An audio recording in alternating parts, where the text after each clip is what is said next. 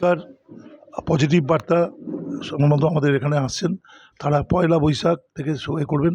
আমি নতুন নতুন নতুন বাংলা বছরের সবাইকে শুভেচ্ছা জানাচ্ছি। নামটাও খুব সুন্দর, পজিটিভ। আমরা সবসময় পজিটিভ, মানুষ জন্মানো থেকে পজিটিভ। সন্তান হওয়ার পর সব বাবা মা তার সন্তানকে ডাক্তার, ইঞ্জিনিয়ার, ভালো ছেলে, বড় নেতা, মুখ্যমন্ত্রী, মন্ত্রী এরম দেখেন আমরা জীবনে পজিটিভভাবেই ভাবনা চিন্তা করি।